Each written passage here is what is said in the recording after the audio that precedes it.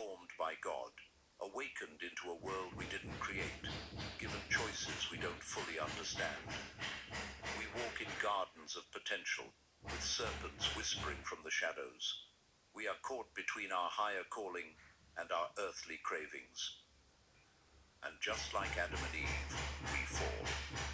But that's not the end, because even in their fall, God doesn't abandon them. Yes, there is consequence. Yes, they leave Eden. But God goes with them. He clothes them. He marks them. He continues the story through them. That's what makes Adam and Eve different from the beings of Genesis 1. Not just that they were formed, but that they were forgiven.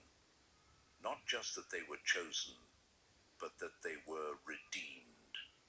They are the blueprint for a new kind of humanity, one not defined by origin, but by response. And so the question comes to you: are you living as if you were spoken into existence to simply exist? Or are you embracing the truth that you were formed for a reason, with all your flaws, all your dust, all your complexity? Because if Adam and Eve teach us anything, it's that God uses the broken. He doesn't discard the fallen. He clothes them, walks with them, builds nations through them. What's more, he breathes into them again and again.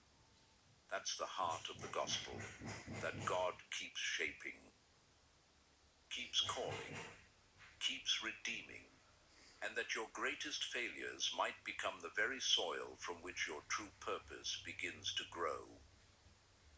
There's something else worth noting.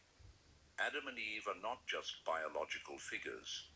They are symbols of a deeper pattern. The masculine and feminine, the active and the receptive, the earthy and the ethereal. And every generation since has carried their DNA, not just in flesh, but in story, in struggle, in spirit.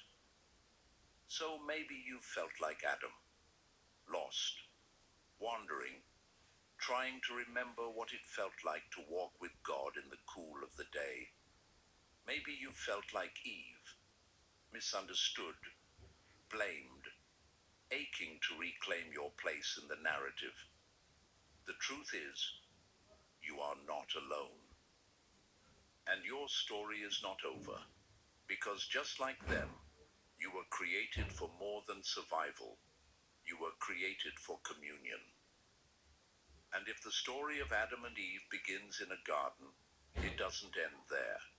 It echoes all the way to another garden, where a different Adam would sweat blood before going to the cross, where the curse would begin to unravel, where redemption would start to bloom. That's the beauty of it. God never stopped forming us. He is still shaping you through every mistake, every prayer, every moment you choose to rise again. So don't despise your dust. Don't hide your flaws. The God who formed Adam still forms you.